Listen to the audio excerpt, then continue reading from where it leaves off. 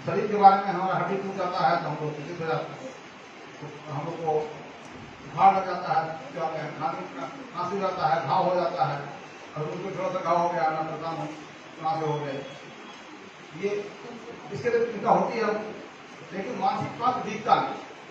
सबसे बड़ी बात है मानसिक स्वास्थ्य तो मुझे दिखता है और दूसरों को कैसे दिखेगा, ये दिखता है तो आपके बिहेवियर से आपको खुद महसूस होगा, ज्यादा चिंता बढ़ेगी, एक्सेसिव चिंता हो जाती है, सीवियर एंजाइटी होती है, सब चीज में चिंता ही होता रहता है। परीक्षा पास करेंगे ना करेंगे पता नहीं, परीक्षा जब आएगा पास करेंगे, परीक्षा देने में बैठेंगे तो अलग बात है, लेकिन परीक्षा में अभी से ही चिंता हो गई तो हम लोग पढ़ाई में भी नहीं काम कर पाए। कैसे एक्सेसिव चिंता को रोका जाए, कैसे तनाव को रोका जाए, अधिक तनाव भी नहीं हो, इसके आप लोग से अनुरोध यही होगा कि आज जब बताते हैं सरल चीज उनको ध्यान से सुनिए और सुन करके उनसे अगर कोई सवाल पूछना है, बहुत बार ऐसा लगेगा। एक बात बता, एक किताब होती है साइकोलॉजी, इन लोगों की किताब है, पढ़ना इन लोग। मैं जब इस समय पढ़ता था दिल्ली विश्वविद्यालय में, मैं ही पढ़ता था, दिल्ली विश्वविद्यालय की भी है, दिल्ली विश्वविद्यालय में पढ़ता था तो लाइब्रेरी से एक किताब आया, मैं तो फिजिक्स का आदमी था, एक किताब लाया, उसका नाम था एब्नॉर्मल साइकोलॉजी। इतनी मोटी किताब है, वो मैंने अपोर्टेड में था, इतनी मोटी किताब मैं लाया, मैं किताब का सब पेज उल्टा, तरह तरह की बीमारियां दी हुई थी। तो लगा जब मैं उस किताब को पढ़ा तो लगा उसमें सब बीमारी को कुछ है, अंत होते होते मुझे लगा कि तो हम चौपट हो गए, इतनी बीमारी दुनिया की है, सब मुझ में। तो मैं तो वास्तव में कुछ नर्वस हो गया उस किताब पढ़ते पढ़ते। तब मैंने अंत में इंट्रोडक्शन पढ़ा। इंट्रोडक्शन में ये बताया गया था कि ये सभी में रहता ही है कुछ ना कुछ, इसके लिए घबराने की भी जरूरत नहीं है, सब में कुछ कुछ रहता है, वही ज्यादा हो जाए तब समस्या हो जाए। थोड़ा तनाव तो रहेगा ही, अरे परीक्षा है तो तनाव होगा, लेकिन इतना तनाव नहीं हो जाए कि हमारा स्वास्थ्य खराब। तो ये जरूरी है कि हम लोग जाने इसके बारे में, परिचित हों, कब तक ठीक है और कब इसके बाद गड़बड़ हो गया। देखोगे साइकोसोमैटिक डिजीज कहते हैं, होता है दिमाग में कैंसर और लूज मोशन शुरू हो जाता है, पेट खराब हो जाता है, बुखार लग जाता है, हर प्रॉब्लम कि आपको स्ट्रेस हो। तो आप आज सुनिए इनको, सुन करके फिर कैसे इसका निदान होगा जरूर पूछिए, क्योंकि ये सबको होता है और ये कभी होता है। तो अभी आप लोगों का जिंदगी में पढ़ने का समय है, अभी उम्र आपकी बढ़ रही है, तो सभी बच्चे को होता है, सभी को कभी न कभी इस तरह के जिस तरह से बुखार हमको हमेशा लगता है, उस तरह से हो सकता है कि हमको भी मानसिक समस्याओं से जूझना पड़े। तो हम लोग को पहले पहचाना नहीं, बुखार में क्या करते हैं हम लोग, एक थर्मामीटर लगाते हैं। तो आप इसमें कौन सा थर्मामीटर लगाएंगे पता लगाएंगे, ये पता लगाने के लिए आप डॉक्टर से पूछिएगा, डॉक्टर साहब आपको बताएंगे। डॉक्टर साहब मौलाना आजाद कॉलेज है, मेडिकल कॉलेज बहुत बड़ा कॉलेज है दिल्ली का, उधर से एम्स है, उसी तरह से मौलाना आजाद कॉलेज भी है। कॉलेज जिसका एम्स के बाद दूसरा कॉलेज रहता था मौलाना आजाद, वो हमारे दोस्त सब थे उस समय में, तो मौलाना आजाद ही मेडिकल में जाते थे, तो पढ़ते, बहुत ही अच्छा कॉलेज है इस्लाम, वहाँ से उन्होंने पढ़ाई की है। और ये भी जानिएगा आप साइकियाट्री क्या होता है, साइकियाट्री और जो साइकोलॉजिस्ट होता है, साइकोलॉजी में क्या अंतर है, दोनों में, एक मेडिकल साइंस का है, एक बिहेवियरल साइंस का, दोनों में क्या अंतर है ये भी पूछिएगा और जानिएगा। और कैसे कब हम साइकोलॉजिस्ट के पास जाएं, कब साइकियाट्रिस्ट के पास जाएं, ये भी जानने की जरूरत है। मानसिक स्वास्थ्य का बहुत बड़ा क्षेत्र है, आप लोग आज सुनिए समझिए। और बच्चों में ये बहुत समस्याएं होती हैं, उसका निदान भी पूछिएगा, जो भी सवाल हो जरूर पूछना, ठीक है, आप पूछ के ही जाना, ये नहीं कल जाकर के फिर टेंशन में आ रहे और आज पूछने का मौका ही नहीं मिला, इसलिए जरूर पूछिए। अपने लिए भी जरूरी है, घर में और लोगों को भी, भाई होंगे, बहन होगी, पिताजी होंगे, दादाजी होंगे, दादाजी भी परेशान रहते हैं, इसलिए सभी को जानना जरूरी है कि कैसे हम लोग अपने स्वास्थ्य को ठीक रखें। मानसिक स्वास्थ्य के आधार पर ही बाकी सभी चीजें चलती हैं, इससे सभी चीजें कवर होती हैं। आज हम लोग डॉक्टर सौरभ से ये सब बातें सीखने का प्रयास करें। बहुत बहुत धन्यवाद आप सब।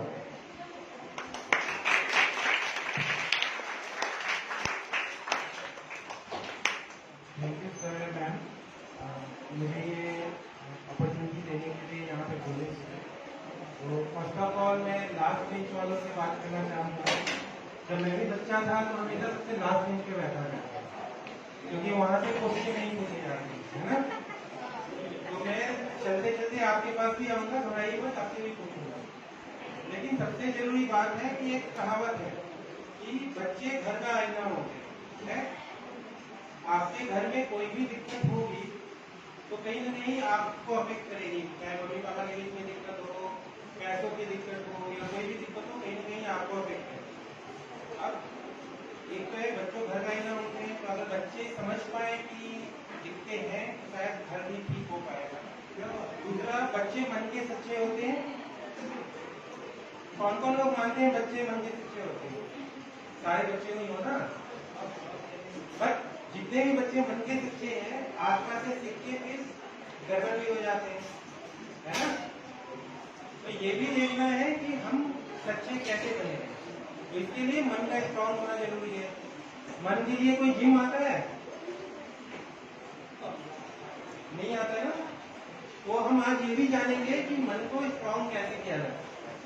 तो जैसे सर और मैम ने पहले ही बताया कि शारीरिक स्वास्थ्य अपनी जगह पे है, मानसिक स्वास्थ्य अपनी जगह पे है। कितनी बार हुआ है कि तुमको बुखार लगा है और बेड पकड़ ली हो तो लगता है कि अब सोते ही रहे, बहुत बार। और कितनी बार हुआ है कि अगला पीरियड गेम्स का हो, सर दर्द भी कर रहा हो, लेकिन गेम्स में चले गए तो सब ठीक रहता है, होता है ना। किसी सब्जेक्ट के अगेंस्ट नहीं हुए, बट कितनी बार लगता है कि एसएसटी का पीरियड कब खत्म हो जाए, सॉरी, बट कितनी बार गेम्स का पीरियड लगता है 40 मिनट हो गया, इतनी जल्दी हो गया, अभी खत्म नहीं हुआ, होता है ना। तो ये सब क्यों हो रहा है? आपके मन से, है ना। कोई चीज बोरिंग होती है, कोई चीज इंटरेस्टिंग होती है, ये सब मन की वजह से। मैं बोरिंग लेक्चर स्टार्ट नहीं कर रहा हूँ, इसलिए आपका इंटरेस्ट बढ़ाने के लिए ये सारी बातें बोलूंगा। शायद आप सोए ना, ठीक है।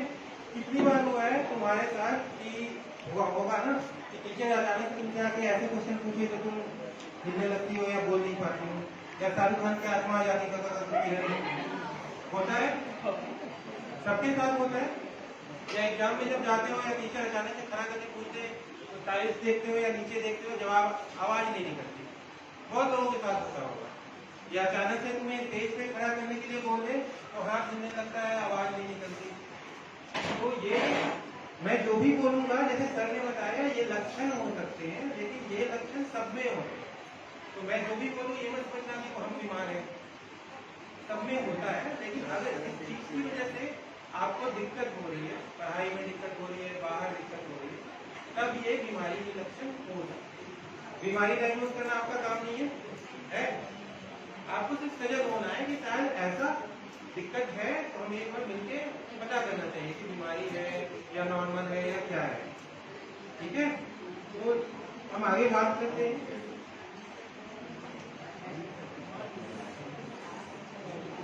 कोरोना के टाइम पे कितने लोग घर में अकेले थे? सारे लोग अकेले थे। कैसा लगता था? दोस्तों से मिल नहीं सकते थे, खेलना कूदना अलाउड नहीं था, बाहर जाना अलाउड नहीं था। टीवी खोलने के तो क्या दिखाई देता था? कोरोना हो जाएगा, ये हो जाएगा, वो मर रहा है, ये हो रहा है। तो आप लोगों को कैसा लगता था? डर लगता था, घबराहट लगता था कुछ ना हो जाए। पढ़ाई लिखाई कर पाते थे? क्यों? स्कूल बंद था। और दोस्तों के साथ खेलने जा पाते थे?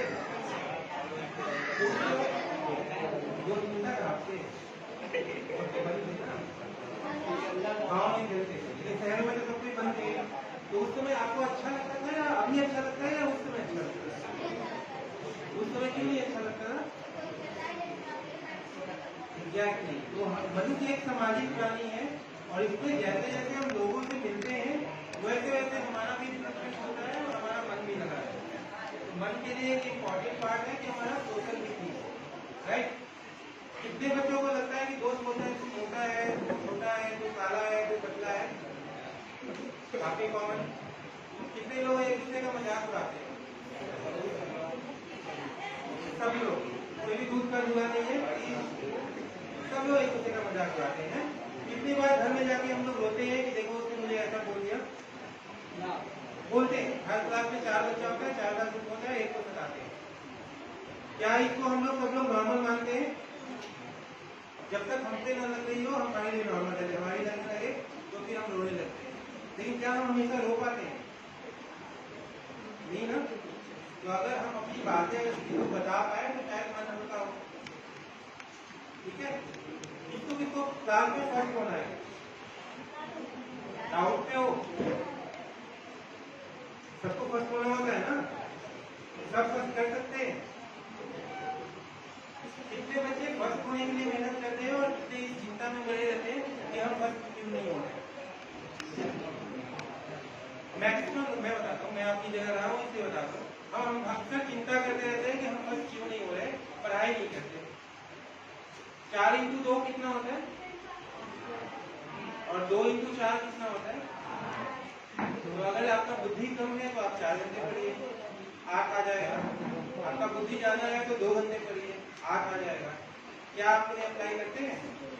सबकी अभिलाषा है कि फर्स्ट हो जाए, लेकिन मेहनत अपने औकात अनुसार नहीं करते, फिर रोते रहेंगे कि हम फर्स्ट नहीं हो रहे, है ना। तो ये बहुत सारी चीजें हैं जो हमारे मानसिक स्वास्थ्य से जुड़ा हुआ है। तो हम आगे बात करेंगे इनके बारे में। तो ये हम कोरोना के बारे में बता रहे हैं। कोरोना के टाइम पे हम सबको बहुत सारी बच्चे अकेले रह गए, पढ़ने का साधन नहीं था एंड ऑल। अभी के टाइम पे अगर आपको खाली टाइम दे दिया जाए तो क्या कीजिएगा? 10 में से 8 बच्चे मोबाइल देखेंगे, है ऐसा? खेलने जाते हो आप? मोबाइल पे आधा घंटा से कम कौन बिताता है पूरे क्लास में? एक दिन में कोई भी है ऐसा? मोबाइल आधा घंटा से कम कौन यूज करता है?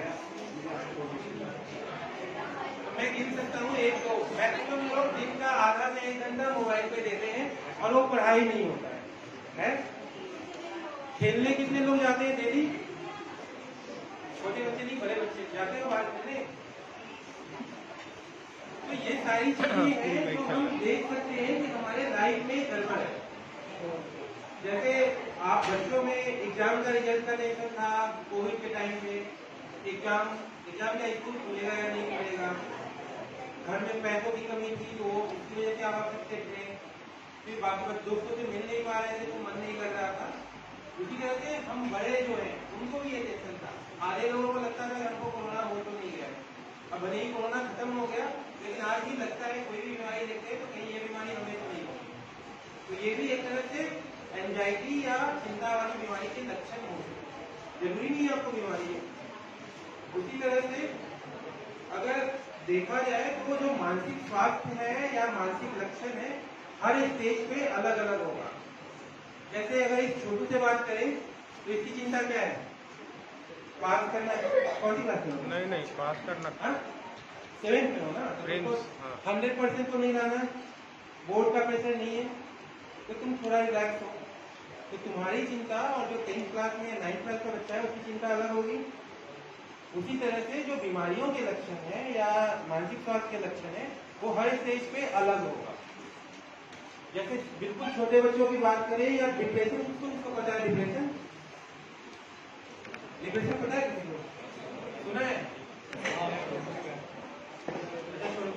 दीपिका पादुकोण, उसको किसको पता है? एवरीवन नोज राइट, उसको भी डिप्रेशन हुआ था, ये किसको पता है?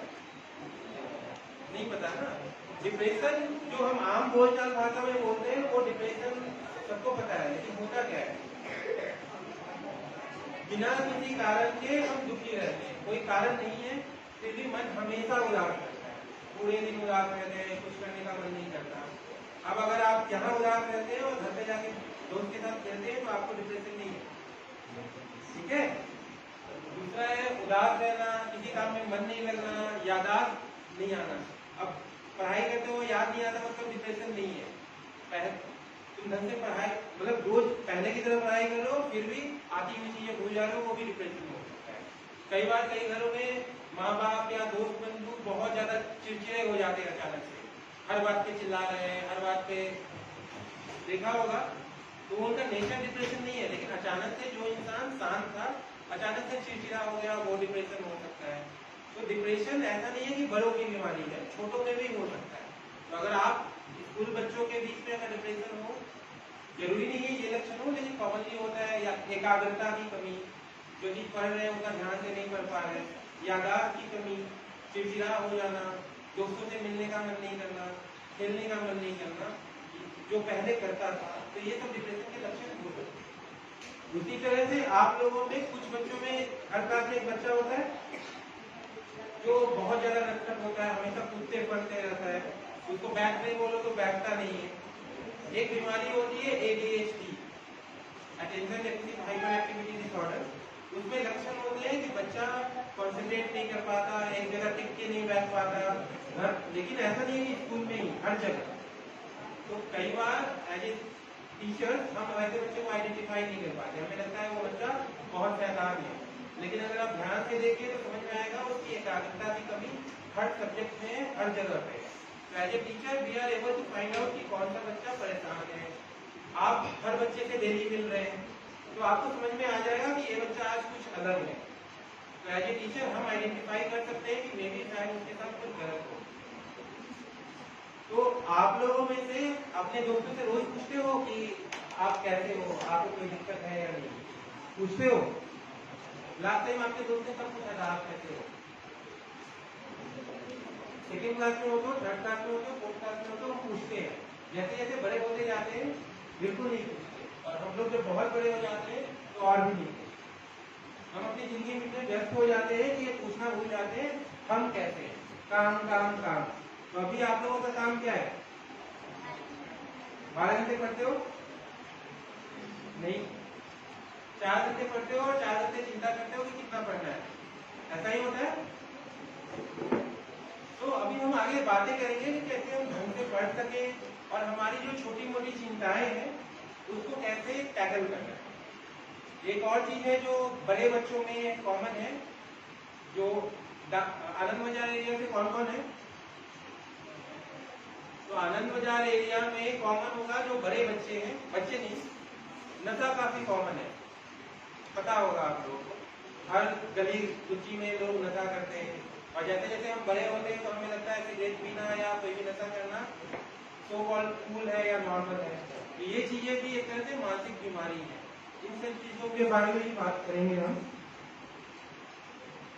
अब ऐसी बात करते हैं कि ये कुछ केस इस तरीके, मान लीजिए आपका एक दोस्त है और आप, तो जैसे जैसे आप बड़े हो रहे हो आप दोनों के बॉडी में चेंजेस आ रहे हैं, राइट है। लेकिन हमारे समाज में काला गोरा लंबा छोटा इन सब पे भेदभाव कहाँ सिखाया जाता है? कहाँ सिखाया जाता है?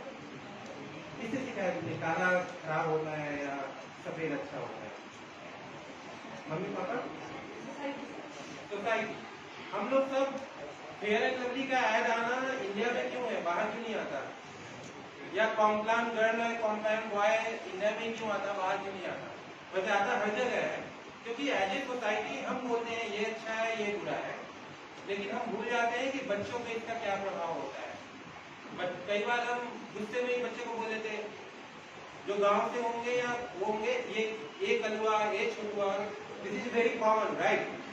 बोलते हैं ना, अरे कलुआ इधर आओ, बट वी डोंट रियलाइज कि वो कलुआ कैसा है। जैसे तुम हंस रहे हो, राइट? हर कोई हंसता है, हमें ये सिखाया गया कि हंसना है क्योंकि ये मजाक का पात्र है। लेकिन अगर मैं खुद काला हूं मुझे कैसा लगेगा? क्या हम सोचते हैं? तो ये सारी चीजें हमें अपने लिए जो पसंद नहीं है दूसरों के लिए नहीं देखना, और इसके लिए जरूरी है कि आप अपने दोस्तों का ख्याल रखें। और एज ए टीचर हमारा है कि अगर हमारे सामने ऐसा हो रहा है तो हम इस चीज को वहीं पे रोकें। यूजुअल होता है कि हमारे सामने हो रहा है तो हम हंस के टाल देते हैं, अरे यार ये तो नॉर्मल है, बट उस बच्चे के लिए जिसका अभी पर्सनालिटी नहीं बना है उसके लिए ये बहुत बड़ी चीज होगी। कई बार अभी होता है नहीं होता है नहीं पता, हमारे जमाने में हुआ करता था कि अगर कोई होमवर्क बना के ना आए तो मुर्गा बना देते हैं या खड़ा करवा देते थे क्लास के सामने। होता है अभी, हम लोग मारते हैं। होता है अभी। वो क्यों होता है? वो इसलिए होता है कि आपको लज्जा आए, राइट, आपको शर्म आए कि आप काम करके नहीं आए हो, ठीक है।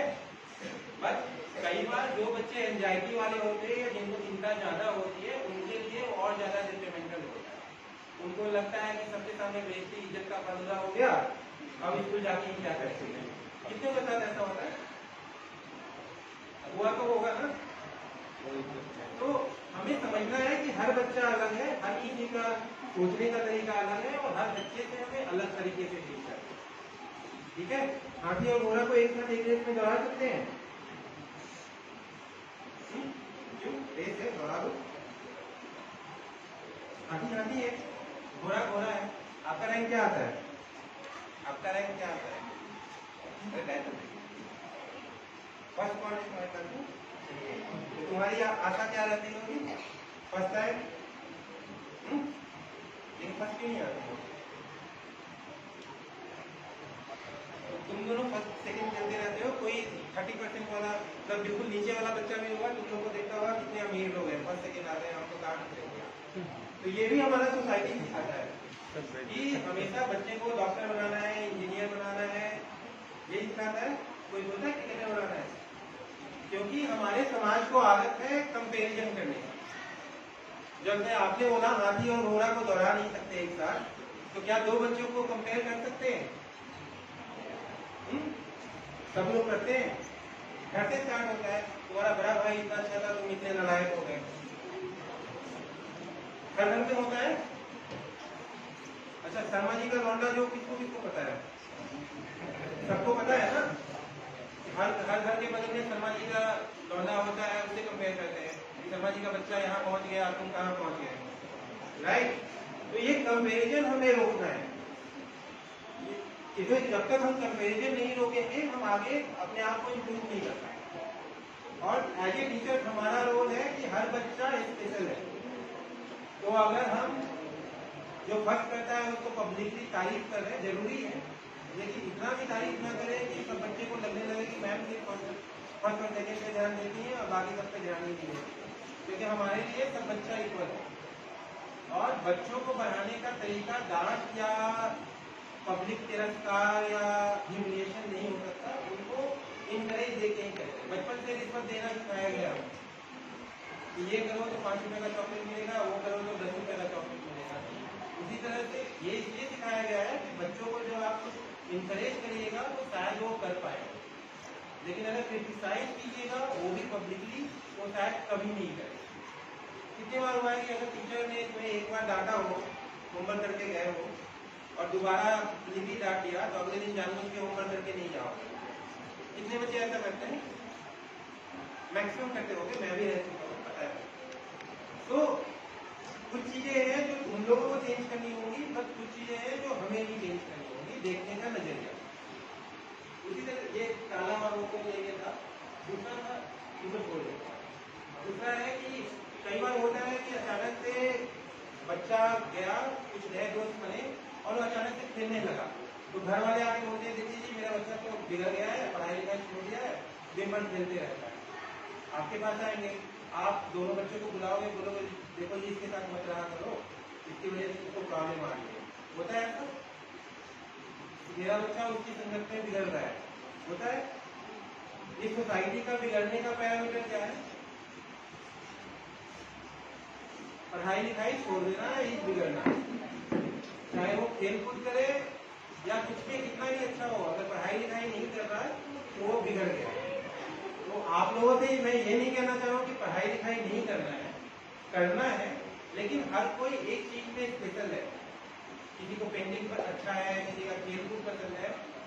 आपको एक लेवल तक तो पढ़ाई करनी है, लेकिन ये चीजें भी आपको हेल्प करेंगी, तो आपको हर चीज पे ध्यान देना है। उसी तरह से अगर हाथी है तो आपका स्ट्रेंथ है, पावर है आपके अंदर, और घोड़ा फुर्ती है, दोनों को कंपेयर नहीं कर सकते। उसी तरह से अगर आप पेंटिंग में अच्छे हैं तो हो सकता है कोई खेल दोनों अच्छे हैं। मेरे कहने का मतलब है कोई बुरा नहीं है। हम लोग क्या करते हैं, जो पढ़ता है वही अच्छा है, जो नहीं पढ़ता वो बकवास। तो जैसे मैं बता रहा था, ये जो चीजें हैं इसमें किसको किसको लगता है कि सही है या गलत है? मैं बोलूंगा, आप बोलना सही है या गलत है। अगर पापा बच्चे को पढ़ने में हेल्प करते हैं तो सही है या गलत है? ठीक। अगर एक बच्चा है होमवर्क में गलती करता है और टीचर उसको बुला के बोलते हैं कि तुम स्टूपिड हो, सही है या गलत है? सबको लगता है गलत है।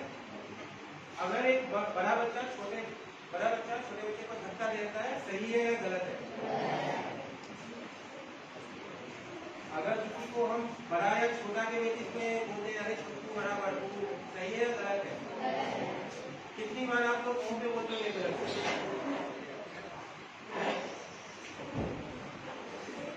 अगर मैंने तुमको बोला ये छोटू, कितनी बार तुम रिप्लाई करते हो ये गलत है? नहीं। कितनी बार टीचर को कंप्लेन करती हो कि ये गलत है? कभी नहीं। क्यों? क्योंकि हम डर जाते हैं, हमको लगता है छोड़ो यार ऐसा ही होता है ना।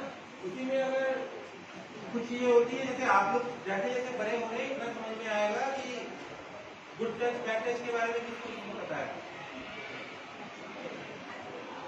गुड टच बैड टच पता है आप लोगों को? पता है आप लोगों को? जैसे हम बच्चे होते हैं हमें नहीं पता होता, बट ये भी एक इम्पॉर्टेंट है कि आप जैसे बड़े हो तो आपको अगर कोई बैड टच दे रहा है तो उस समय बोलना है कि ये बैड टच है या कंप्लेन करनी है, इसको नजरअंदाज नहीं करता है, राइट। तो ये जो सारी चीजें हम आपसे बोले ये सब एक तरह से वायलेंस है या क्रूरता है। वायलेंस का मतलब ये नहीं है कि मैंने आपको थप्पड़ लगा दिया, वायलेंस का मतलब ये भी है कि मैंने आपको छोटा मोटा बोला, वायलेंस का मतलब ये भी है कि मैंने आपको इनएप्रोप्रिएटली टच किया या जिसने भी किया, है ना। तो जब भी वायलेंस हो रहा है, कोई भी वायलेंस है, चाहे मेंटल वायलेंस हो या फिजिकल वायलेंस हो, वो आप सबको निगेटिवली इम्पैक्ट करेगा और वो आपको पढ़ाई या हर जगह में दिक्कत करेगा। अगर आपको रोज डांटा जाए कि आप बेवकूफ हो, गधे हो, आप स्कूल आओगे? नहीं जाओगे, है ना।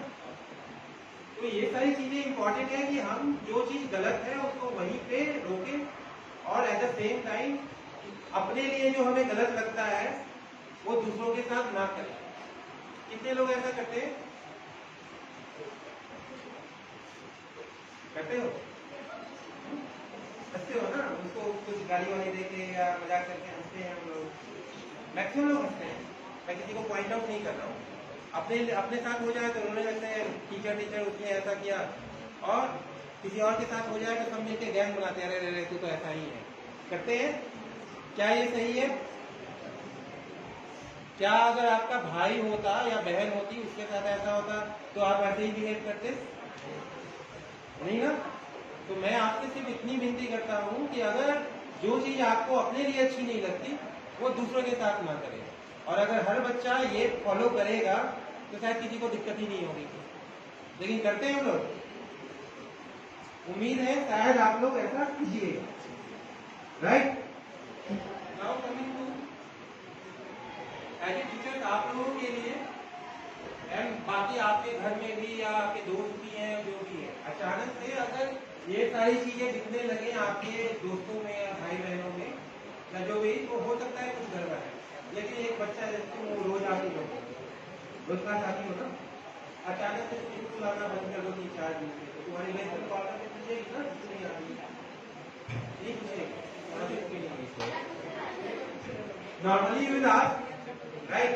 अगर अचानक से तुम हंसते खेलते बच्चे हो और अचानक से गुमसुम हो गए, फर्स्ट चीज अचानक से बिहेवियर चेंज है, अचानक से रोने लगा बच्चा, अचानक से सहमा सहमा रहता है, या अचानक से पहले बहुत बात करता था बात करना बंद कर दिया है, या फिर अचानक से एज ए अभिभावक या मे बी दोस्त बिंदु भी अचानक से नींद में दिक्कत आने लगती है कि बच्चा पहले ठीक से सोता था अचानक से सो नहीं रहा है, या फिर उम्र के हिसाब से जो चीजें बच्चों को नहीं करनी चाहिए उन चीजों में इंटरेस्ट है। जैसे सबके पास मोबाइल है तो हर बच्चे का मोबाइल का कंटेंट अलग होता है, लेकिन उम्र के हिसाब से कुछ बड़ों वाली हरकतें करने लगे, वो या फिर स्कूल जाने से या किसी पर्टिकुलर इंसान के पास जाने से दिक्कत होने लगे। आप लोग जितने भी बच्चे हो, आप लोगों को कितने को लगता है कि बचपन में कुछ गलत चीजें होती हैं सबके साथ? आई डोंट नो आप लोग कितने अवेयर हो, but good touch and bad touch अगर नहीं पता है तो टीचर्स आपको बताएंगे। बट अपने भारत में हर तीसरे बच्चे के साथ बचपन में कुछ ना कुछ गुड टच बैड टच होता है, और हम जब बड़े होते हैं या धीरे धीरे आगे होते हैं तो हमें रियलाइज होता है कि हमारे साथ कुछ गड़बड़ हुआ है। तो अगर आपके साथ होता है तो आपको बड़ों को बताना है, उसको छुपाना नहीं है। अब आते हैं कि कोई भी बीमारी, चाहे डिप्रेशन हो, चाहे एंजाइटी हो, चाहे सब्सटेंस यूज हो। सब्सटेंस यूज पता है कितने लोगों ने देखा है 12-13 साल के बच्चे सिगरेट पीते हैं, दारू पीते हैं, आनंद बाजार वाले जो भी लोग हैं उस एरिया में अफीम वगैरह भी देते हैं। अरे तुम नहीं देखे हो ना? तो हर जगह ऐसा हो रहा है। क्यों हो रहा है? क्योंकि समाज में आसपास में लोगों को देख रहे हैं, वही हम लोग सीख रहे हैं। तो अगर कोई भी बीमारी होता है तो उसके 3 कारण होते हैं। एक तो हमारे दिमाग में या शरीर में गड़बड़ी हो, दूसरा हम आसपास के लोगों से सीखते हैं, और तीसरा सोसाइटी से सीखते हैं। तो कोई भी मानसिक बीमारी के पीछे 3 ही कारण है। तो पहला जो बायोलॉजिकल है या आंतरिक है, उसमें बचपन में कोई बिजली का दौरा हुआ या चोट लग गई, ये सब चीजें अफेक्ट करती है बच्चों को। क्योंकि कोई भी चीज दिमाग में होता है तो शुरू में अगर ये सब दिक्कतें हैं वो आपके कंट्रोल में नहीं है। लेकिन साइकोलॉजिकल शायद आप अपने माँ बाप या आसपास के लोगों से सीखते हैं। कितने लोगों ने देखा है कि पापा मम्मी को मारते हैं? लड़ाई होती है तो पापा ने मम्मी को मार दिया, किसी ने नहीं देखा? नॉर्मली हमारे सोसाइटी में पापा और मम्मी के बीच में लड़ाई हो जाए और पापा ने मम्मी को एक थप्पड़ मार भी दिया तो वो नॉर्मल है? आपको लगता है नॉर्मल है, बट मैक्सिमम लोगों को एबनॉर्मल है। मैक्सिमम लोग मान लेते हैं ऐसा ही होता है। लेकिन जब हम आगे चल के बड़े होते हैं तो हम भी यही समझते हैं कि यही नॉर्मल है, यही एबनॉर्मल है। तो एज ए पेरेंट्स या एज ए छोटा बच्चा जो भी है, जो गलत है वो गलत है, और कहीं भी हम आसपास ही। तो जिनके पेरेंट्स पीते हैं या नशा करते हैं, चांस ही होता है कि बच्चे पिएंगे, नशा करेंगे। जिनके पेरेंट्स बहुत गुस्साए होते हैं या मारपीट करते हैं, चांसेज होते हैं कि उनके बच्चे भी उसी हिसाब से सीख के गुस्सा करते हैं और बाकी चीजें सीखते हैं। तो ये सारी चीजें साइकोलॉजिकल भी होती है तो हम आसपास में सीखते हैं। तो अभी तो आप पेरेंट्स के बीच में नहीं हो, स्कूल में हो, लेकिन स्कूल में भी जो भी बिहेवियर सीखते हो वो आपके आसपास से ही सीखते हो। अगर आप कुछ गलत कर रहे हो तो आपको देख के आपका जूनियर सीखेगा, होता है। तो अगर हम एक ऐसा बच्चा बने जो हम अपने भाई बहन के लिए बनना चाहते हैं तो सारे भाई बहन ठीक रहेंगे, है? यहाँ पे ये ट्राई कर सकते हैं कि हम लोग उस तरह से करें। आपके क्लास में कितने बच्चे हैं जो अगर अचानक से स्टेज पे आके बोलने माइक पकड़ा दें तो बिना कापे बोल देंगे? नाम क्या है? तो ये आराम से बोल लिया, कई लोग नहीं बोल पाएंगे, है ना? ऐसा है। तो तो मैं ये कहना चाहता हूँ कि हमें आइडेंटिफाई करना होगा कि इसको शायद घबराहट होती है, इसको घबराहट नहीं होती। तो जिनको घबराहट नहीं होती है ठीक है, पर जिनको घबराहट होती है उनको एक्स्ट्रा केयर देके या स्पेशल अटेंशन देके उनके घबराहट या कॉन्फिडेंस को बिल्डअप किया जाए। इमेजिन करो एक बच्चा जो अपने परिवार में रहता हो, उसकी सौतेली मम्मी हो, और उस बच्चे से घर का सारा काम करवाया जाता है। होता है अपनी सोसाइटी में ऐसा, उसको मारा पिटा दिया जाता है, एंड दूसरे वाली जो उसकी सौतेली बहन है उसको अच्छा तकलीफ मिलता है, उसको सब कुछ खराब मिलता है।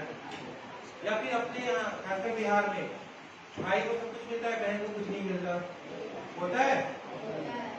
होता है ना? सही है?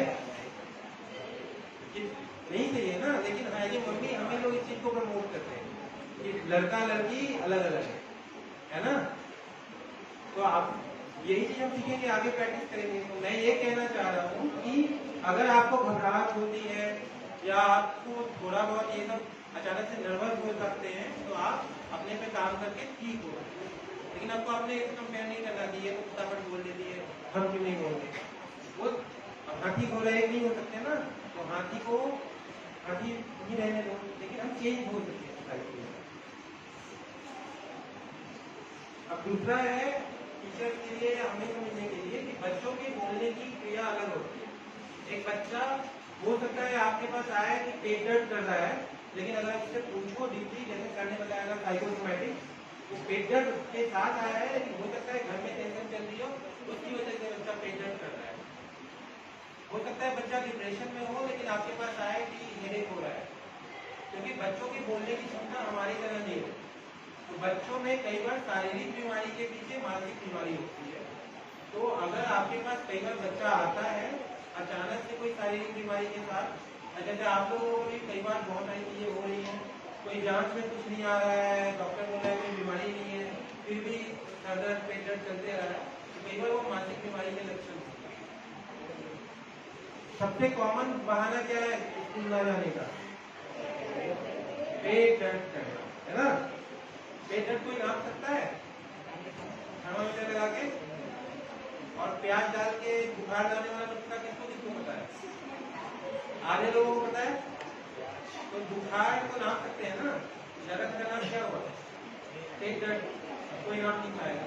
मैं सजेशन नहीं दे रहा हूँ, बट मैं कहना ये चाह रहा हूँ कि आप स्कूल अगर नहीं जाना चाह रहे तो उसके पीछे मोस्ट कॉमन कारण क्या होता है? या तो संस्कृत के सर बहुत डांटते हैं, हर जगह के संस्कृत के सर वही होते हैं, नो ऑफेंस मीन, समझ रहे हो ना? होमवर्क कंप्लीट नहीं है ना? या फिर किसी दोस्त से लड़ाई हो गया, या फिर किसी ने मेरा मजाक उड़ा दिया तो क्या मुंह दिखाएंगे सबके सामने। इन कारणों से हम स्कूल नहीं जाना चाहते। तो अगर हम देखें तो सबसे कॉमन बच्चों में मानसिक बीमारी का लक्षण होता है स्कूल रिफ्यूजल। स्कूल जाने से बच्चा अचानक से आनाकानी करने लगे, मतलब कोई ना कोई दिक्कत है। जरूरी नहीं मानसिक बीमारी है, लेकिन कुछ ना कुछ तो दिक्कत है। कितने बच्चों ने स्कूल न आने की वजह बंक किया है, रोड पे घूम रहे थे, कहीं और चले गए थे? अरे हाँ, क्यों खाना होता है? अक्सर हम लोग ऐसा करते हैं, खासकर बड़े बच्चे, राइट? लेकिन उससे कोई सॉल्यूशन नहीं निकलता है। लेकिन जिन्होंने भी किया है उन्होंने कहीं ना कहीं अपने भाई बंधु से सीखा होगा, है ना? तो ऐसी चीजें नहीं सिखानी होती। अगर आपको कोई प्रॉब्लम है, टीचर्स आपके भले के लिए कर रहे हैं, डिस्कस कीजिए। ज्यादा ज्यादा संस्कृत के टीचर क्या बोलेंगे? पेरेंट्स को बुलाएंगे, इससे ज्यादा तो कुछ नहीं होगा, है ना? तो आपको ये कहना है कि कोई भी जो गलत चीज होती है जल्दी सीखते हैं, उसको नहीं सीखना है। अब जैसे अगर कोई 8th क्लास में है और क्लास में सुसु कर दे, एवरीवन इज लाफिंग, राइट? सब लोग हंस रहे हैं, राइट? लेकिन हो सकता है ये बीमारी हो, फिर भी आप हंसिएगा नहीं ना? लेकिन ये जो आप हंसे, यही उस बच्चे के लिए जिंदगी भर का सबक हो जाता है कि एक बार अगर क्लास में शुरू हो गया तो उसकी इज्जत का फालूदा निकल गया। अब वो पूरे जिंदगी भर लो कॉन्फिडेंस में रहेगा क्योंकि आप लोग हंसे, एंड वो बीमारी है, समझ रहे? तो कैसे आप अपने भाई बहनों के साथ रिस्पॉन्स करते हैं, वो उसके लिए बहुत मायने रखता है, खासकर जिनका लो कॉन्फिडेंस होता है। तो इवन ये सारी चीजें बीमारी की होती है। कई बच्चों को दिक्कत होगी कि लिखा हुआ समझ में नहीं आता होगा, बोल तो देते हैं बट स्पेलिंग मिस्टेक्स होते हैं। कई लोग बच्चों को दिक्कत होता होगा कि बोल तो अच्छे से देते हैं, हर सब्जेक्ट में अच्छे हैं, लेकिन मैथ्स के कैलकुलेशन में दिक्कत आता है। बाकी सब सब्जेक्ट ठीक है, मैथ्स में दिक्कत आता है। कई लोगों को होता है कि लिख तो ठीक लेते हैं, लेकिन बोलते हैं तो दिक्कत आती है, बोल नहीं पाते थे। तो ये भी एक तरह का मानसिक बीमारी, जिसको डिसलेक्सिया कहते हैं, हो सकता है, जिसमें किसी को लिखने की दिक्कत होती है। और ऐसे बच्चों को सीबीएसई या बाकी जगह पे रियायत भी होती है। तो अगर आप लोगों को पढ़ने में कोई दिक्कत नहीं है, लिखने में दिक्कत है या मैथ्स में दिक्कत है, तो वो भी लक्षण हो। तो ऐसा नहीं है कि सिर्फ डिप्रेशन या एंजाइटी, इवन ये सब भी मानसिक बीमारी के लक्षण हो सकते हैं। कितने बच्चे गेम खेलते हैं, मोबाइल गेम खेलते हैं? पबजी सुना है? वो हेडफोन लगा के दूसरों से बात कर करके इसको मारो ये सारे लोग सीखते हैं ना। कितने घंटे लगता है इसमें? 2-3 घंटा, 4 घंटा, कई लोग तो 6-6 घंटा खेलते हैं। कितने लोगों को लगता है ये बीमारी है? अगर कोई भी चीज एक आवश्यकता से ज्यादा करे तो बीमारी है कि नहीं? तो अगर आप 6 घंटे तक गेम खेल रहे हैं मोबाइल फोन पे, तो उसकी वजह से क्या हो रहा है? मम्मी पापा डांट रहे हैं, पढ़ाई का लॉस हो रहा है, आंखों में चश्मा लगेगा। मैंने गेम नहीं खेला था एनीवे। तो ये सब दिक्कतें हो रही है। ये भी एक बीमारी है जो हम लोग गेमिंग डिसऑर्डर या इंटरनेट यूज डिसऑर्डर बोलते हैं। मैक्सिमम घरों में हम पेरेंट्स से ही सीखते हैं बच्चे की मोबाइल कैसे यूज करना है। और आजकल के बच्चे तो इतने अच्छे हो गए हैं कि पेरेंट्स को बोलते हैं कि पहले तुम रील्स देखना बंद करो फिर हम छोड़ेंगे। कितने लोग बोलते हो? मम्मी पापा भी देख रहे होते हैं तो हम भी देख लेते हैं, है ना? तो कई बार अत्यधिक मोबाइल पे गेम खेलना भी एक तरह से बीमारी है। क्यों? अगर तुम नॉर्मल गेम खेलते तो क्या करते? बाहर जाते, खेलते कूदते, हाथ पैर का एक्सरसाइज होता, फ्रेश हवा मिलता, दोस्तों से मिलते। हाँ, जो लोग बाहर जाते हैं, जो लोग नहीं जाते। लेकिन अगर 6 घंटा मोबाइल पे गेम खेलोगे, दिमाग थकेगा, एक्सरसाइज नहीं होगा, एंड कहीं ना कहीं तुम उसके एडिक्टेड या आदी बनते जाओ। तो अगर मोबाइल तुम लोगों के लिए आधे घंटे या 1 घंटे से ज्यादा मोबाइल यूज करना हानिकारक है। एक तो चश्मा लगेगा, दूसरा दिमाग संकुचित होते जाता है। दिमाग है अभी के एज में जितना ज्यादा चीजों के बारे में सोचोगे उतना बढ़ेगा। मोबाइल में क्या सोचना है? 2-3 बटन लगाना है और किसी को मारना है या कहीं आगे जाना है, यही सोचना है ना। उससे दिमाग नहीं बढ़ता। तो अगर आप लोग मोबाइल ज्यादा यूज करते हैं उसको कम करें और उस टाइम को शारीरिक गतिविधियों में लगाएं। गेम खेलने चले गए, मॉर्निंग वॉक पे ही चले गए, इवनिंग वॉक पे ही चले गए। आशा है आधे से ज्यादा बच्चे शायद नहीं जाते होंगे बाहर खेलने के लिए, है ऐसा? छोटे नहीं बड़ों की बात कर। उसी तरह से अगर आप गुस्सा हो तो कितनी बार बता पाते हो कि आप गुस्सा हो? घर को अगर मम्मी से गुस्सा हो तो मम्मी को बोल पाते हो कि आप गुस्सा हो? हाँ? क्योंकि मम्मी लगाती है ना। या फिर फ्लाइंग चप्पल जाता है तो ऐसे सब लोग हंस रहे हैं because this is normal. Flying chappal is normal, चाटा इज नॉर्मल एंड पापा है तो बेल्ट भी नॉर्मल है। बट हंसना नहीं चाहिए क्योंकि ऐसे हमें सीखना है कि किसी भी तरह से चाटा डजंट वर्क। हम लोग ठेकर हो जाते हैं ना, ज्यादा दुए लगाओगे ना, लगा लो, है ना। But at the same time अगर आपको चाटा लगाने की बजाय 1 घंटे के लिए मोबाइल छीन लिया जाए या फेसबुक डिलीट करवा दिया जाए तो वो ज्यादा हानिकारक होगा आप लोगों के लिए। तो मैं जो कहना चाह रहा हूँ कि जो भी वायलेंस जो हम बचपन से सीखते आए हैं वो नॉर्मल नहीं है। और क्योंकि आपको चाटा लगता है, आप अपने पेरेंट्स या अपने बड़े भाई से बोलने में सहज नहीं महसूस करते। कई बार आपको समझ में नहीं आता है कि हमको कुछ गड़बड़ लग रहा है, ये गुस्सा है या खुशी है या बेचैनी है। होता है ना। तो इसके लिए जरूरी है कि आपके घर में जो भी आपका बेस्ट फ्रेंड हो, आपका बेस्ट फ्रेंड कौन है ना? हर बेस्ट फ्रेंड होता है। सबके सबसे बड़े भाई बहन होते हैं या फिर मम्मी होती है। पापा किसी के बेस्ट फ्रेंड नॉर्मली नहीं होते। बट फिर भी जो भी बेस्ट फ्रेंड है उनसे अपनी बातें शेयर करोगे तो शायद वो तुमको समझा पाएंगे या समझ पाएंगे। अगर तुम अपनी बातें डर के मारे शेयर ही नहीं करोगे तो दिक्कत होगी। और हमारा रोल है कि हम बच्चों को इतना कंफर्टेबल बनाए कि वो हमारे पास आके कुछ भी बोलने के पहले संकोच न करें। खासकर जो पहले मैं बैठकर या गुटकच की बात कर रहा था, अगर हम कंफर्टेबल होंगे तभी किसी से जाके बोल पाएंगे। आप लोगों को बहुतों को लग रहा होगा जो बड़े बच्चे होंगे कि बैक टच सिर्फ लड़कियों के साथ होता है, लड़कों के साथ नहीं होता है। लेकिन आपको जान के आश्चर्य होगा कि 12 साल तक आते आते भारत के हर तीसरे बच्चे के साथ बैक टच होता है। और हर केस में वो बंदा या बंदी अपने रिलेटिव ही होते हैं। तो अगर किसी के साथ भी अगर अभी भी रियलाइज होता है कि हमारे साथ कुछ गलत हुआ था तो वो हमें अपने बड़ों को बताना होगा, क्योंकि ये सारी चीजें हमारे दिमाग पे असर करती हैं और शायद एज ए टीचर हम इन चीजों को नेग्लेक्ट कर देते हैं।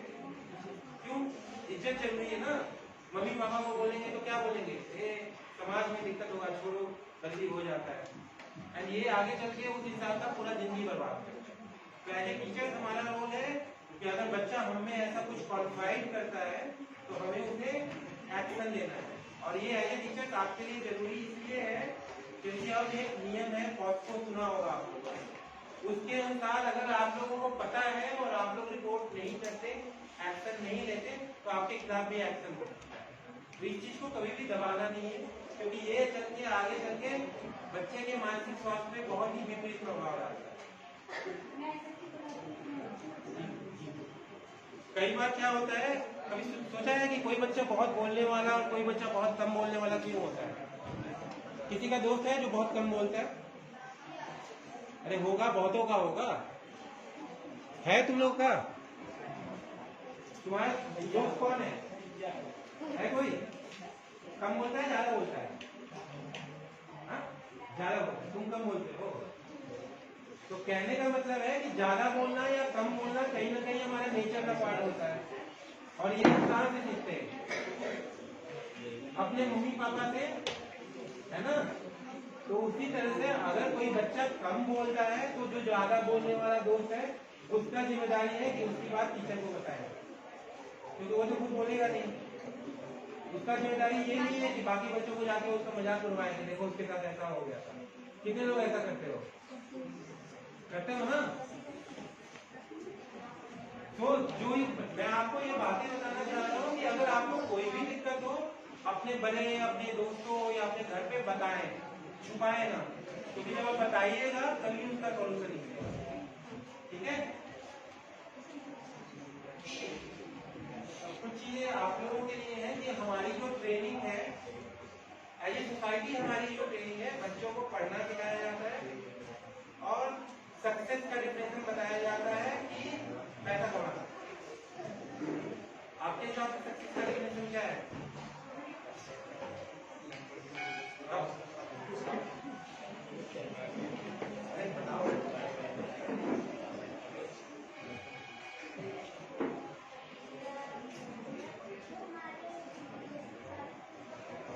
इनको जाने, तो इनके हिसाब से सक्सेस का डिफिनेशन है कि लोग इनको जाने, इनका नाम हो गया। राइट। कुछ बच्चों का होगा कि बड़ा होकर बड़ी सी गाड़ी ले ले, बड़ा सा बंगला ले ले। और ये धारणा भी हमारे मम्मी पापा बोलते हैं कि देखो बगल वाले अंकल जी का इतना बड़ा घर है, तुम जब बड़ा बनोगे ना तो बड़ा घर बना। सक्सेस का डिफिनेशन ये है। लेकिन कभी किसी ने बताया हमें बचपन से कि सक्सेस उतना जरूरी है जितना जरूरी खुश रहना है? किसने सिखाया कि खुश रहना चाहिए? ज्यादा खिंचियाओगे तो मम्मी पापा बोलेंगे पढ़ता लिखता है नहीं, खाली खिंचियाते रहता है। होता है। किसने बताया कि अपना दिमाग या अपने खुशी का ध्यान कैसे रखना है? किसी ने बताया? अपने से हॉबीज तो हमारे यहाँ पाप है, पेंटिंग वेंटिंग ना, चुपचाप पढ़ाई करो, यही होता है। ईशान किशन कहाँ का है? अब कितने लोग बोलोगे कि ईशान किशन क्रिकेटर बन गया तो हमको भी बनने दो?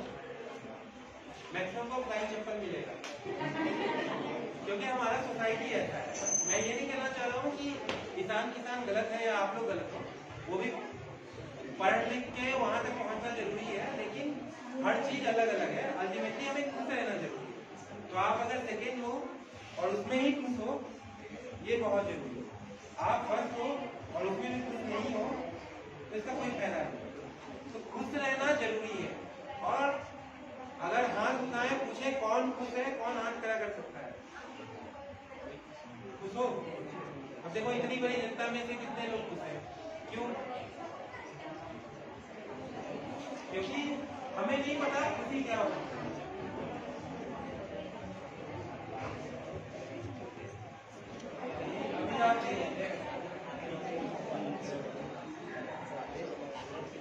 अभी रोल ऑफ पेरेंट्स में, अब पेरेंट्स तो नहीं आए हैं, लेकिन नॉर्मली हर घर में होता होगा, एक बच्चा प्यारा है, एक बच्चा खराब है। ये नहीं करना चाहिए, क्योंकि जो खराब बच्चा होता है उसमें बहुत बुरा प्रभाव। बीच वाला बच्चा कौन है? बीच वाला बच्चा बड़े को बहुत प्यार मिलता है, छोटे को बड़ा प्यार मिलता है, बीच वाला डस्टबिन को खा के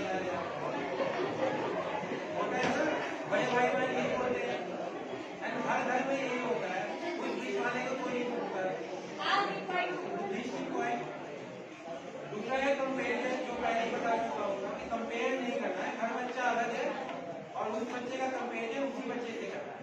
आप सेकेंड हो तो आपका कंपेरिजन करेंगे, देखो आप अच्छे हो, सेकेंड हो, फर्स्ट कर सकते हो। ये नहीं करना कि देखो ये फर्स्ट करती है तुम सेकेंड करते हो। एज टीचर हम ये करते हैं। पब्लिकली क्रिटिसाइज कभी नहीं करना चाहिए। सबसे बड़ा सीन यही होता है कि सबके सामने थप्पड़ मार दिया, सबके सामने खड़ा कर दिया, उसकी वजह से बच्चे पे बुरा प्रभाव पड़ता है।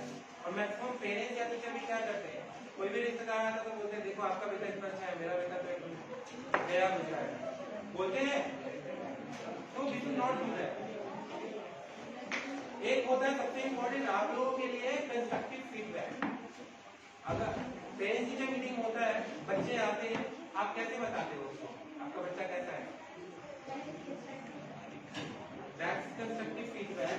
लेकिन इन्हें क्रिटिसिज्म है ये पॉजिटिव कंपोनेंट। जैसे मैंने आपने कुछ गलत किया, मैंने कुछ भी गलत किया, तो मैं बोलूंगा देखो आप ये जो किए इसमें ये चीज अच्छा किए, लेकिन ये गलत किए। रादर देन सेइंग कि आप ये गलत किए। मान लीजिए तो मैंने तुम्हें मैगी बनाने बोला, मान लीजिए तुम्हारी मम्मी ने मैगी बनाने बोला और मम्मी ने बोल दिया कि तुम ये खराब किए थे, आप ये खराब किए, अगली बार में मैगी बनाऊंगी ताकि ये बताया नहीं। लेकिन अगर मम्मी ने बोला कि देखो बेटा कितने अच्छे से तुमने पैकेट खोला और डाला और मैगी बनाया, लेकिन अगली बार से थोड़ा पानी कम डालना तो मैगी और अच्छा बनेगा, तो तुम पैक बनाओगी। उसी तरह से अगर आपके पेरेंट्स या टीचर आपको ये बोले कि आपने क्या अच्छा किया है, फिर बताएं कि आपने क्या गलत किया है, तो शायद आप सुन लेंगे। लेकिन अक्सर हम लोग क्या करते हैं, पहले ये बोलते हैं कि आपने क्या गलत किया है, फिर बताते हैं क्या अच्छा। तो शायद अगर ये हम चेंज करें तो वो ठीक होगा। आप लोगों के लिए भी, दोस्तों के बीच में आपस में कोई भी कुछ गलत करता है तो पहला चीज क्या बोलते हैं, ये गलत किया, ये कभी बोलते हैं ये अच्छा किया। अगर आप ये चेंज करोगे तो शायद दोस्तों में लड़ाइयाँ कम होंगी। रोल ऑफ टीचर, क्योंकि आप लोग फर्स्ट कॉन्टैक्ट को बच्चों के साथ मैक्सिमम कॉन्टैक्ट आपका ही रहता है, तो you are the best person to जज कि बच्चे में क्या प्रॉब्लम है। तो अगर आपको कोई भी चीज लगे बच्चे में, उसको अलग से अटेंशन देके एक्सप्लोर कर सकते हैं। एंड मोस्ट इम्पोर्टेंटली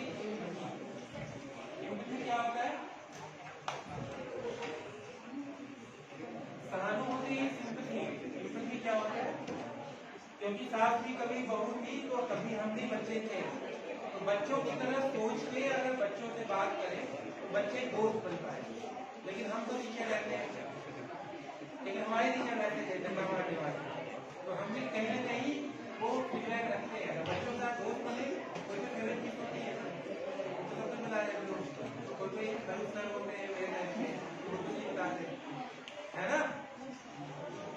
तो कभी ये सब बातें हो गई, तो टू समराइज, अगर आप लोगों को डे टू डे लाइफ में टेंशन होता है, आप लोगों को किस चीज का टेंशन होता है, पढ़ाई का, और दोस्त से लड़ाई हो गया उसका, सबके घर में पैसा है मेरे घर में पैसा नहीं है इसका, आगे चल के जिंदगी में क्या होगा, जो थोड़े बच्चे बड़े हो गए उसका, इससे ज्यादा का तो नहीं है। लेकिन इसको टैकल कैसे करते हो,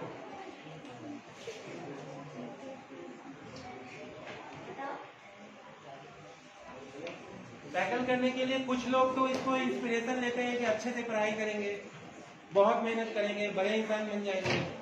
कुछ लोग रोते रहते हैं कि यार मेरी जिंदगी तो खराब है, कहाँ फंस गए, कैसा जिंदगी मिल गया है। कुछ लोग बीच में रहते हैं, कभी पढ़ाई करते हैं, कभी कभी डिकम्पनसेट हो जाते हैं। तो हर किसी को धीरे धीरे करके मेहनत करके ऐसा बनना है कि कुछ अपने लिए अच्छा कर पाए। हर किसी को हाथी या घोड़ा याद रखना है, अपने आप को सेकेंड से कंपेयर नहीं करना है, ठीक है, उसके बारे में बात करेंगे।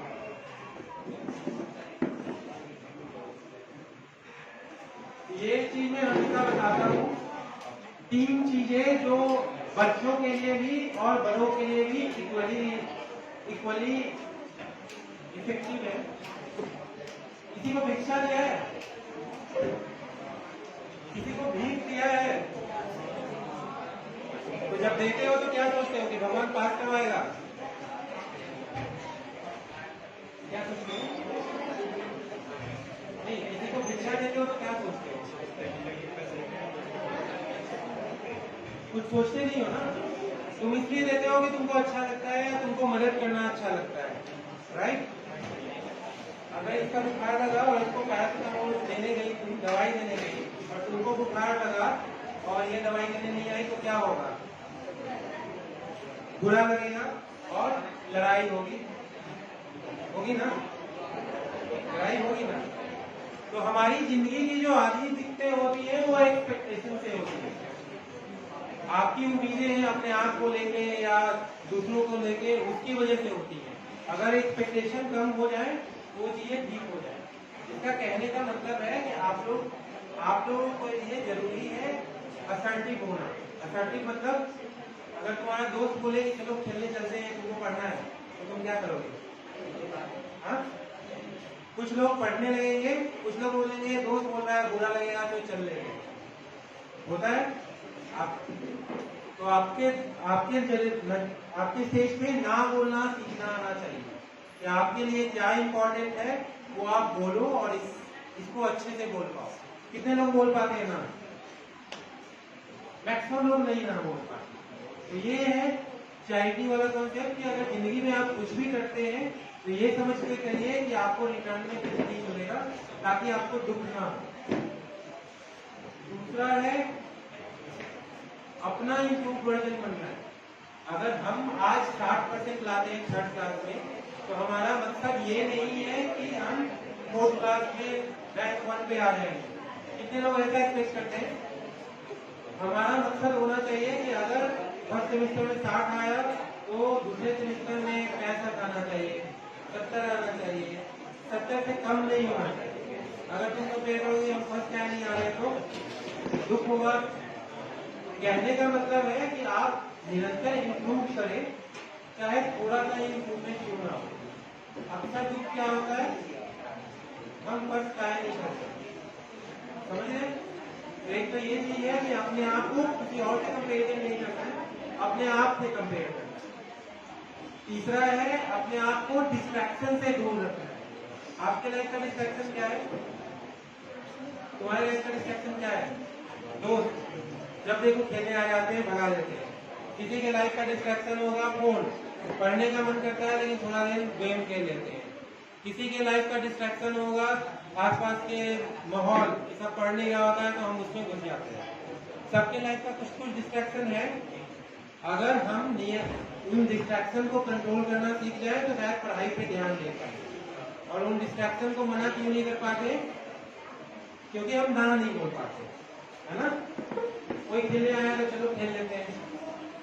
एंड तीसरा जो सबसे इम्पोर्टेंट है, नॉर्मली 3 चीजें: डिस्ट्रैक्शन कम करो, ना बोलना सीखो, और कुछ भी करो उतना ही करो जितना तुमसे हो पाए। अपने औकात से ज्यादा मत करो। मतलब अगर तुम इसको 1 रुपया दे सकते हो तो 1 ही दो। अब 10 रुपया दे दिए तो दुख होगा। उसी तरह से अगर तुम्हारे पास 1 घंटा का टाइम है फ्री, तो 1 घंटा का टाइम फ्री व्यतीत कर सकते हो। अब इसके चक्कर में तुम 5 घंटा खराब कर दिए, बाद में तुमको दुख होगा। तो ना बोलना सीखो।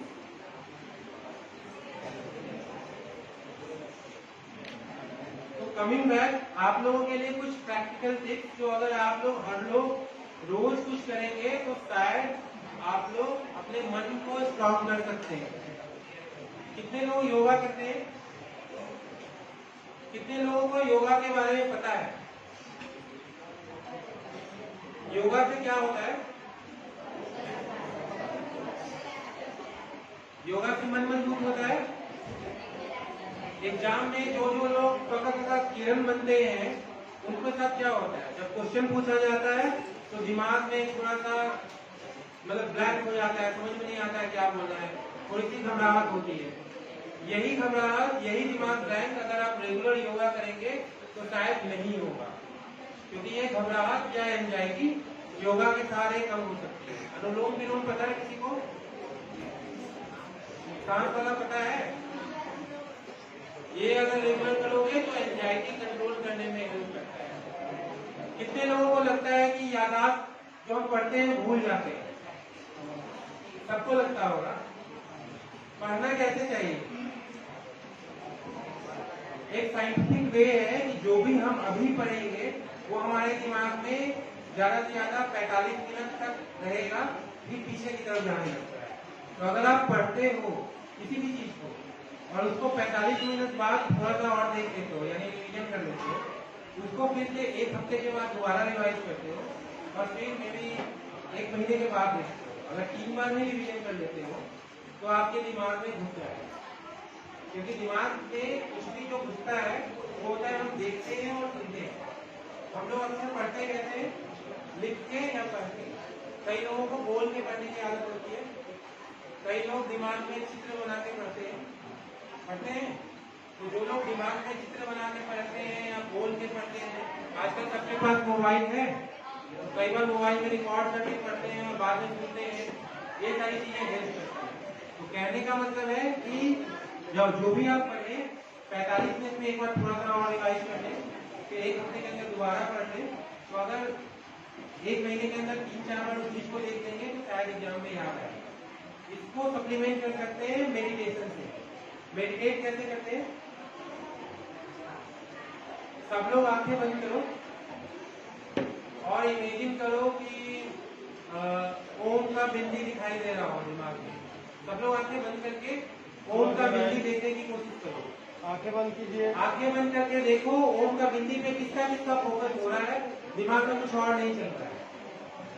100% में 90% का दिमाग में सब कुछ चल रहा होगा ओम के बिंदी को छोड़ के। आंखें जब बंद करते हो तो दिमाग शांत नहीं होता, कुछ ना कुछ चलते रहता है। जैसे आधे लोगों को लग रहा होगा कि सर बोलना कब बंद करेंगे और कब वापस आए, क्योंकि दिमाग हमेशा अशांत रहेगा। और जब दिमाग अशांत रहेगा वो पढ़ाई में मन नहीं लगेगा। वो योगा के जरिए होता है। जब आप मेडिटेशन करते हो या ओम वाली जो साउंड से फोकस करते हो तो दिमाग एकाग्र होता है और आप ज्यादा फोकस करते हो। 2 प्रैक्टिकल चीज थे, एक मेडिटेशन करो, एक फिजिकल एक्सरसाइज रेगुलर करो और योगा करो, दूसरा बातें रेगुलर किया करो। जो भी आपके फ्रेंड्स हैं, जो भी आपके पेरेंट्स हैं, उनके साथ कुछ भी दिक्कत हो शेयर करने की आदत डालो। दोबारा में ज्यादा प्रेशर भरोगे तो क्या होगा? उसी तरह से दिमाग है, दिमाग में ज्यादा कूड़ा कचरा या ज्यादा टेंशन लोगे तो दिमाग काम करना बंद कर देता है। तो समय समय पे जो भी टेंशन है वो किसी के साथ शेयर करो। वर्ड सुना होगा ना, शेयरिंग इज केयरिंग, सुना है? तो उसको फॉलो करो। तीसरा जो इम्पोर्टेंट कंपोनेंट है कि कुछ ना कुछ नया करने की कोशिश करो। जब भी हम कुछ नया करते हैं या कुछ नया सीखते हैं तो हमारे दिमाग में ऐसे केमिकल रिलीज होते हैं जो हमारे दिमाग के ग्रोथ को हेल्प करते हैं। हॉबीज किसी है, सबकी होगी, लेकिन कई लोग जानते हो कोई पेंटिंग में जाता है, कोई म्यूजिशियन भी है, कोई कुछ सीखने की कोशिश करते रहता है और मैक्सिमम लोग हम लोग सिर्फ पढ़ना जानते हैं, है ना? तो जब भी हम कोई नया कला सीखते हैं, आपके स्कूल का फुल फॉर्म क्या है? तो जो क्रिएटिविटी है that's not related to only education या पढ़ाई।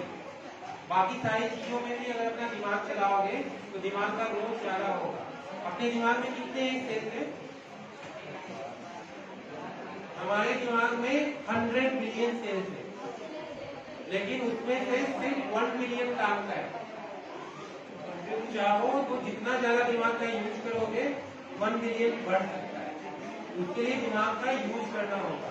मोबाइल यूज करने से दिमाग का यूज नहीं होता है। हम लोग क्या करते हैं? मैक्सिमम टाइम मोबाइल यूज करते हैं। हम लोग मतलब मैं इंक्लूडेड हूँ, सब लोग, राइट? एंड उससे भी ज्यादा इम्पोर्टेंट है कि एक तो आप कुछ नया सीखे, दूसरा अपने पुराने दोस्तों से कितने लोग बात करते हो? पुराने दोस्त यहाँ वाले या दोस्तों से आगे कोई पुराने बड़े बच्चों के लिए ज्यादा रिलेशनशिप चल रहा है। हम जैसे जैसे लाइफ में आगे बढ़ते हैं पुराने दोस्तों से या अच्छे दोस्त बनने बंद हो जाते हैं।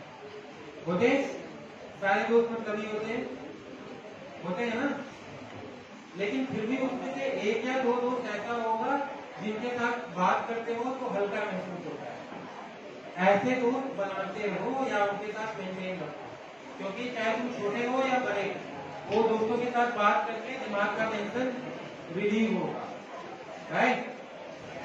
उसके बाद सबसे इम्पोर्टेंट कंपोनेंट आता है खान पान का।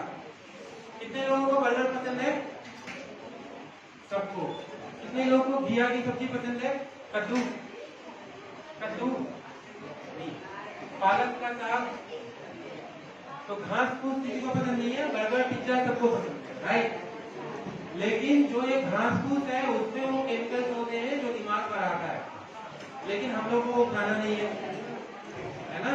तो मैं ये नहीं कह रहा हूँ कि बच्चे हो तो घास वो बर्गर मत खाओ, लेकिन अपना जो मम्मी बोलती है तुम्हारे पीछे पढ़ के पालक और साग या हरे पत्तेदार सब्जियां वो सब भी रेगुलर खाओ। सिर्फ घास फूस खाओ, सिर्फ पालक और सिर्फ बर्गर खाओगे तो तुम्हारा दिमाग घास फूस हो जाएगा, और अगर घास फूस खाओगे तो शायद दिमाग बढ़ेगा। कितने लोग करते हो? मम्मी से रोज लड़ाई होती होगी कि बाहर का फुचका खाने के पैसा नहीं दे रही है, लेकिन पालक खाने पे मम्मी लाइन चप्पल भी दे तो खाते नहीं होंगे, राइट? तो एटलीस्ट खान पान पे थोड़ा सा ध्यान दो। तली फली जो फास्ट फूड है उसको जितना कम कर सकते हो उतना अच्छा रहेगा, राइट? और एक्सरसाइज रेगुलर किया, ठीक है? एनीवे, बाकी किसी को लगता है कि उसके अंदर कुछ दिक्कत है, दिमाग काम नहीं करता, पर्सनल प्रॉब्लम, अगर स्कूल में टीचर पूछते हैं कोई क्वेश्चन, कितने लोगों को लगता है कि हमको आते हुए नहीं बता पाते? कितने लोगों को लगता है कि जब क्वेश्चन पूछा गया तो आता होता है लेकिन बता नहीं पाते, या एग्जाम में आता होता है लेकिन लिख नहीं पाते? बहुत लोगों के साथ होता होगा। तो ये कंसंट्रेशन का दिक्कत हो सकता है, एंजाइटी की वजह से हो सकता है, ये भी थोड़ा बहुत मानसिक परेशानी नहीं बोलूंगा, बट थोड़ी बहुत दिखते हैं, उसको टैकल करोगे तो शायद ठीक हो पाएगा, है ना? कितने लोगों को ऐसा लगता है कि सब कुछ सही है फिर भी मन उदास रहता है? लगता है किसी को? या मन हमेशा चिड़चिड़ा रहता है, सब कुछ सही चल रहा है फिर भी रोने का मन करता है? अगर किसी को ऐसा लगता है कि हमेशा मन उदास रहता है, हमेशा चिड़चिड़े रहते हैं, कुछ भी नींद में भी दिक्कत है, तो वो भी मानसिक परेशानी हो सकती है। जो बड़े बच्चे हैं, कई बच्चों को आदत लग सकती है इस उम्र में गलत आदतों की, सिगरेट पी के देख लेते हैं क्या होता है, या गुटखा खा के देख लेते हैं क्या होता है। बट ये सब जो लक्षण है अभी तो हम हंसी में नॉर्मल करते हैं, लेकिन आगे चल के गुटखा से माउथ कैंसर होता है। जिस मुंह से गुटखा खाते हो वो मुंह ही नहीं रहेगा, सिगरेट जो पीते हो वो लंग्स ही नहीं रहेगा। इस उम्र में जो बड़े बुजुर्ग रहते हैं वो चीजें नॉर्मल लगती हैं, लेकिन आगे चल के समझ में आएगा ये सब दिक्कत वाली बात है। तो अभी अगर नशा वगैरह के चक्कर में पढ़ने वाले हो या कोई पढ़ाना चाहता है तो उसको दूर से ही प्रणाम करना। नींद की दिक्कत किसको किसको है? नींद सबको आती है ठीक से, लेकिन जिस दिन टीचर डांटते हैं या एग्जाम में फेल कर जाओ तो नींद किसको अच्छे से आती है? बहुत लोगों को होगा, जब फेल कर जाओ या एग्जाम में दिक्कत आ जाए तो नींद की दिक्कत आएगी, वो नॉर्मल है। लेकिन अगर लंबे समय तक नींद की दिक्कत आ रही है, लंबे समय तक नींद नहीं आ रही, तो हो सकता है टेंशन की वजह से, तब आपको मिलना चाहिए। कितने लोगों के मम्मी पापा लड़ते हैं? कितने लोगों को लगता है कि अगर मम्मी पापा नहीं लड़ते तो जिंदगी की सारी प्रॉब्लम सॉल्व हो जाती? बहुत लोग नहीं बताएंगे, लेकिन मैक्सिमम घरों में, खासकर जैसे जैसे हम मॉडर्न हो रहे हैं, हर घर में मम्मी पापा के बीच में लड़ाई कॉमन है, और उस लड़ाई की वजह से बच्चों के लिए टाइम नहीं है मम्मी पापा के पास। उस चक्कर में बच्चे गेम और बाकी चीजों के आदी बन रहे हैं और उनका मानसिक डेवलपमेंट नहीं हो पा रहा है ना? तो अगर आप लोगों को लेफ्ट आउट फील होता है कि मम्मी पापा के पास टाइम नहीं है, आपको लगता है कि आपके घर वाले नहीं समझते, तो यहाँ पे आप अपने टीचर के साथ शेयर कर सकते हो, वो शायद आपको कुछ समाधान बताए। या आपके घर में मम्मी पापा या कोई नशा करता है, उनको दिक्कत है, उनके बारे में बता सकते हो, शायद यहाँ पे उनको समाधान मिल पाए, क्योंकि नशे की वजह से भी बहुत घरों में दिक्कत है ना? किसी को पूछता है? तो मैं अंत में कंक्लूड करने के लिए कहना चाहूंगा कि मानसिक स्वास्थ्य या मानसिक बीमारी आज भी हमारे समाज में लोगों को लगता है पागलपन है, पगला गया है, हंसते हैं। जैसे ही बोलोगे मानसिक बीमारी आधे लोग हंसेंगे, जैसे ही बोलोगे डिप्रेशन एंजाइटी मैक्सिमम लोग सामने नहीं आते हैं, क्योंकि डिप्रेशन एंजाइटी मतलब पागल। लेकिन ये सिर्फ इंडिया या गरीब देशों हमारे यहाँ की है। अगर अमेरिका या यूरोप में जाओगे तो 10 साल के बच्चे 12 साल के बच्चे भी डिप्रेशन की दवाई ले रहे हैं, 10 साल के बच्चे 12 साल के बच्चे भी एंजाइटी के लिए, क्योंकि वो आज के नॉर्मल है। तो मानसिक बीमारी किसी को भी हो सकती है, और कभी भी तुमको लगे कि तुम्हारा अंदर से मन शांत नहीं है तो अपने टीचर से या अपने बड़ों से डिस्कस करो, वो तुमको समाधान बता पाए। आपकी उम्र में आप नहीं समझ पाते कि आपको कोई दिक्कत है, क्योंकि खासकर जो 13-14 साल के बच्चे हैं वो ना पूरे बड़े हुए हैं ना पूरे छोटे, तो उनको लगता है कि हमने पूरी दुनिया देख ली।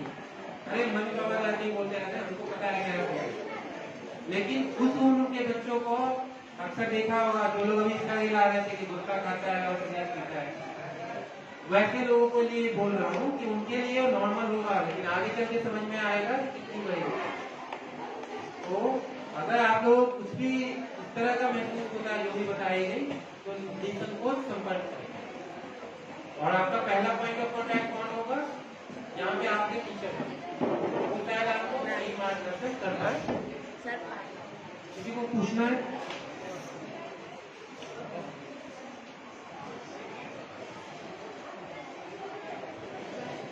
Thank you so much sir, आपने बहुत अच्छी। किसी को कुछ क्वेश्चन पूछना है सर से? एनीवन?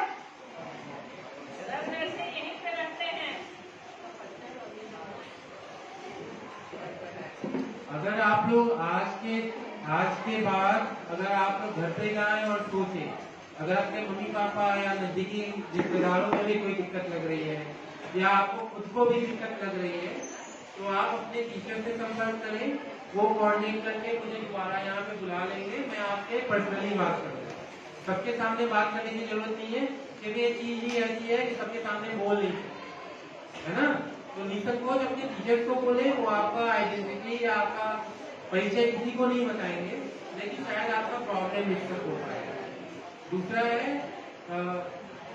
कभी भी मैं अपना नंबर दे दूंगा, डिस्प्ले कर देता हूँ, किसी को भी प्रॉब्लम हो उस नंबर पे मैसेज या कॉल कर सकते, अपने लिए या अपने घर वालों के लिए, किसी के लिए, क्योंकि जब तक बात नहीं करोगे तब तक समझ नहीं आएगा। तो जिनको भी नोट करना है वो अपना मेरा नंबर नोट कर सकते हैं एंड कभी भी कॉल या मैसेज कर सकते हैं। तीसरा, आप लोगों को लग रहा होगा कि अगर आप लोगों को प्रॉब्लम है या घर वालों को प्रॉब्लम है या गरीबी की वजह से या पैसों की वजह से संपर्क नहीं करना चाहते हैं, तो इसका चिंता मत कीजिएगा। कभी भी परामर्श के लिए पैसा बाधा नहीं बनेगा। हटते हैं तो आप लोग जिनको भी थोड़ी भी दिक्कत है सोच के कभी भी मैसेज कर सकते हैं। मैसेज करने तो आता होगा ना सब लोग, किसी का नाम नहीं बताया जाएगा, मैसेज कर लेना, जरूरत होगा रिप्लाई कर देंगे, जरूरत होगा मैम के साथ कॉन्टेक्ट करके यहाँ पे आके आपको मिल सकते हैं। इसका नहीं है मेरे पास।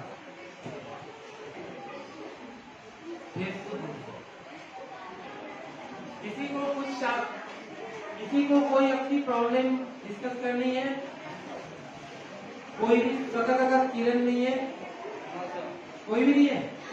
कई लोग टोटले होते हैं ना, जैसे मैं भी हूँ। कितने लोगों ने हिस्ट्री मूवी देखी है, रानी मुखर्जी वाली, है ना, उसमें अचानक एक आवाज आती है। कई बच्चे जो होते हैं टिम करना होते हैं, पब्लिक स्टेशन पे जाते हैं तो पलक झपकने लगता है। कई लोगों के साथ होता हो, तो ये एंजाइटी की वजह से होता है, कोई बड़ी बात नहीं। किसी को कुछ नहीं पूछना।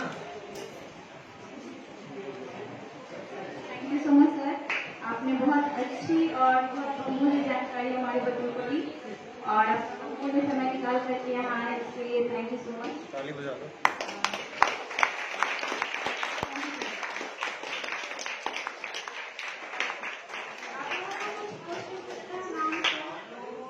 पर्सनल प्रॉब्लम क्लास में बच्चों को मैनेज करने, पहले टीचर